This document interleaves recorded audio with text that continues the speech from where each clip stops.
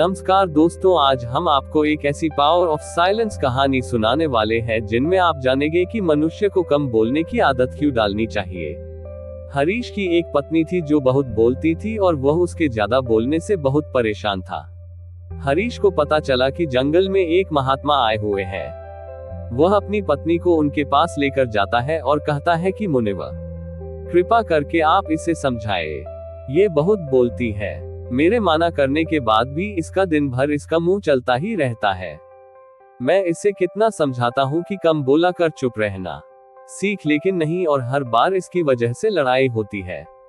महात्मा मुस्कुराए और बोले, मैं तुम्हें इस बात को एक कहानी की मदद से समझाता हूँ। मेरे गुरु का एक शिष्य था जो बहुत बोलता था। वो हर समय इधर उधर की बातें करता था और कभी शांत नहीं रहता था।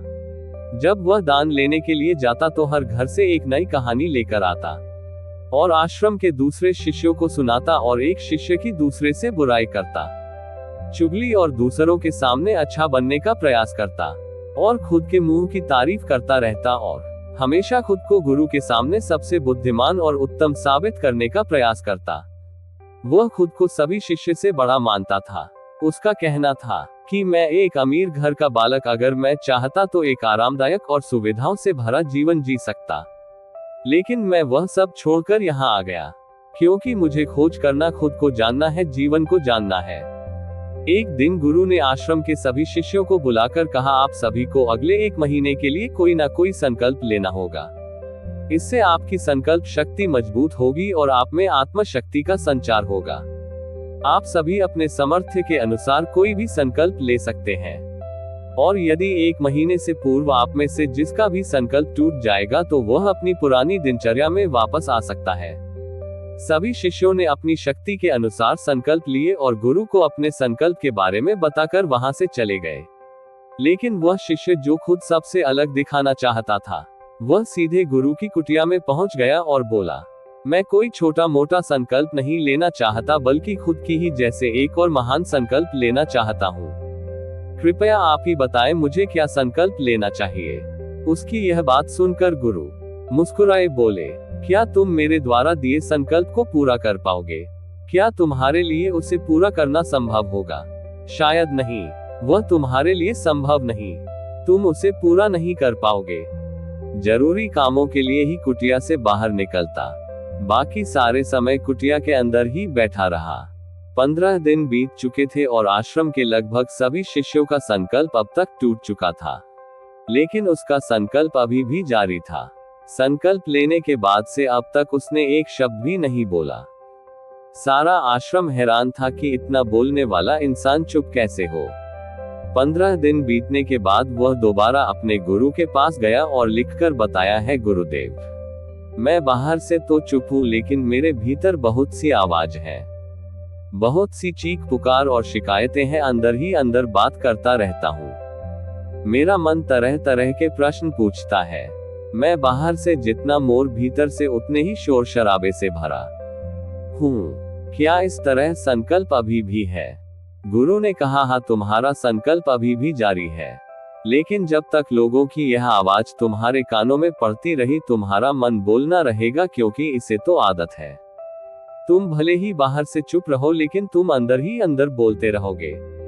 तुम्हें इन बातों से, इन आवाजों से दूर जाना चाहिए। शिष्य गुरु को प्रणाम कर वहां से चला जाता है और सुबह होते ही अपनी कुटिया को छोड़ जंगल की तरफ चला जाता है।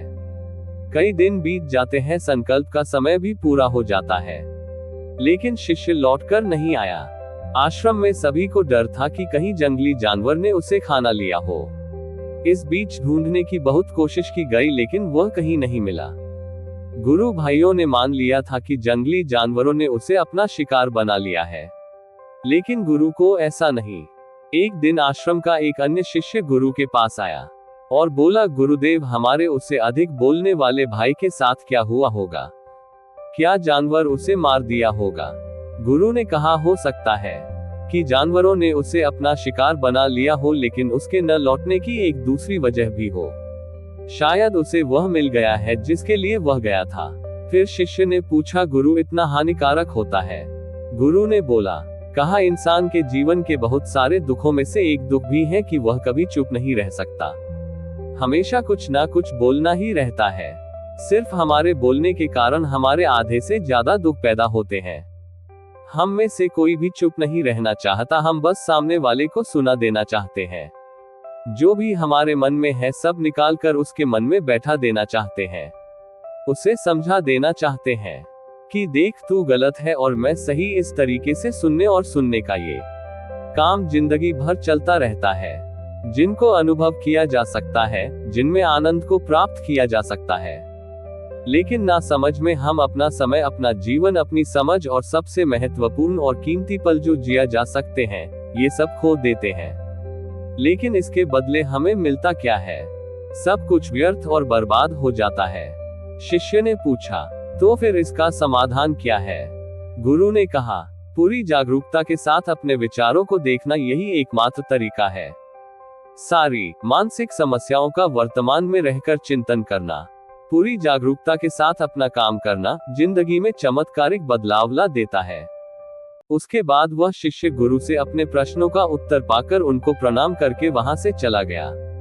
3 महीने का समय बीत चुका था लेकिन उसकी कोई खबर नहीं। अब तक तो सभी गुरु भाइयों ने भी उसके वापस लौटने की उम्मीद छोड़ी, लेकिन एक दिन वह आश्रम लौट आता है। लेकिन अब वह कुछ और ही बनकर वापस आया था। उसके अंदर एक गजब का बदलाव महसूस किया जा सकता था। उसके चेहरे पर एक गजब का ठहराव और आंखों में बनी शांति थी। आश्रम में आते ही सभी गुरु भाइयों ने उसे चारों तरफ से घेर लिया और बातें करने लग गए। वह भी अपने गुरु भाइयों से बातें करने लगा। उससे बात करने वाले सभी ने यह अनुभव किया कि अब वह पहले जैसा उतावला और बातूनी नहीं रह गया था। उसके मुंह से एक एक शब्द बहुत ही सुलझे हुए और मधुरता के साथ निकल रहे थे। थोड़ी देर तक गुरु भाइयों से बात करने के बाद वह सीधा गुरु की तरफ चला गया। उसने गुरु के चरण छुए और कहा, गुरुदेव, क्या मैं अब भी मौन हूँ? क्या अब भी मेरा संकल्प जारी है? गुरु ने कुछ देर तक शिष्य की आंखों में बड़े ध्यान से देखा और कहा, हाँ, तुम अब भी मौन हो। तुम्हारे मुंह से एक भी शब्द निकल नहीं रहा और तुम्हारा संकल्प अभी भी जारी है।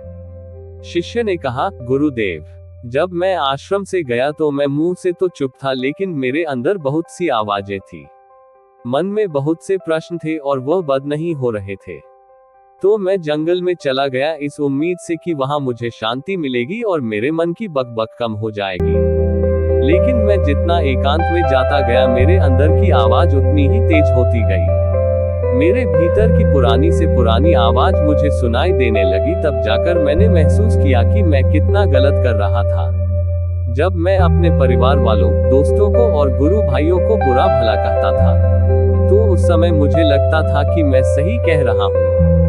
जब मैं गुरु भाइयों की एक दूसरे से चुगली करता था और उनका मजाक बना था, तब भी मुझे यही लगता था कि मैं उनसे बेहतर हूँ और मैं सही कर रहा हूँ। लेकिन उस दिन मैंने पहली बार महसूस किया कि मैं कितना गलत बोलता था। काफी दिनों तक यह आवाजें, ये शिकायतें मेरे अंदर चलती रही। लेकिन धीरे धीरे करके एक दिन ये सारी आवाजें मेरे अंदर से समाप्त हो गई। अब मैं भीतर से भी मौन हो गया।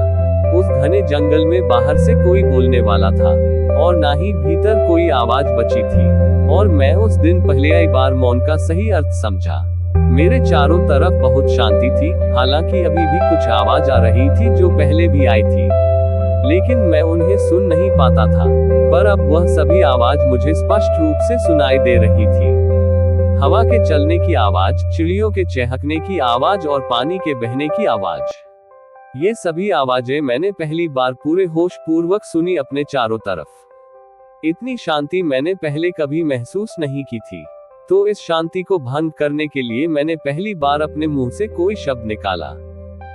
मैं चिल्लाया, हे ईश्वर, यह कैसी शांति है? सभी कुछ इतना शांत क्यों है? ऐसा क्या हो गया? लेकिन मेरे चिल्लाने के बाद भी शांति भंग नहीं हुई। सब कुछ पहले जितना ही शांत था, बाहर भी और भीतर भी है। गुरुदेव, मैंने अपने गुरु भाइयों से बात की, मैंने आपसे बात की, मैं बोल रहा हूँ, मैं चल रहा हूँ, मैं सब कुछ देख रहा हूँ, लेकिन मैं अपने भीतर एकदम एकांत में हूँ। जब मैं खुद में भी शोर करना चाहता हूँ तब भी एकांत में ही होता हूँ। अब सब दिखाई पड़ने लगा है, सब सुनाई पड़ने लगा है। गुरु ने कहा, जब तक हम बाहर की तरफ बोलते रहेंगे भीतर अशांति ही रहेगी। लेकिन जिस दिन हम भीतर की तरफ मुड़ जाएंगे तब हमारे मुंह से कुछ भी निकलेगा, हम शांत ही रहेंगे। दुनिया में जितनी भी बुराइयां हैं ज्यादातर हमारे बोलने से ही उत्पन्न होती है, क्योंकि हम चुप रहना नहीं चाहते। हम जितनी जरूरत है उससे कहीं ज्यादा बोलते हैं। हम सामने वाले को सुनाना नहीं चाहते बल्कि उसकी बोलती बंद कर देना चाहते हैं। उसे समझा देना चाहते हैं कि मैं कौन हूँ, मैं क्या कर सकता हूँ, और यही हमारी जिंदगी का मकसद बनकर रह जाता है। हमारी ऊर्जा व्यर्थ के बोलने में बर्बाद होती है। ऐसे ही समाज में लोगों का जीवन दुखों से भर जाता है, जो हमेशा एक दूसरे को सुनाने में लगे रहते हैं, कभी एक दूसरे को सुनना नहीं चाहते, समझना नहीं चाहते, और चुप रहना तो उन्होंने कभी सीखा ही नहीं, क्योंकि चुप रहना उन्हें छोटा महसूस करवाता है। दुनिया की सभी लड़ाई का कारण हमारा बोलना ही है, इसलिए हमें सिर्फ उतना ही बोलना चाहिए जितना जरूरी हो, क्योंकि व्यर्थ का बोलना ऊर्जा को नष्ट करना है, और यह बोलना ही हमें कभी अपने भीतर की ओर लौटने नहीं देता, क्योंकि यह हमें बाहर की ओर खींच कर रखता है, और बाहर है ही क्या इस संसार के अलावा। लेकिन अगर अपने भीतर के संसार की ओर मोड़ना है तो इस मुंह को बंद ही रखना चाहिए।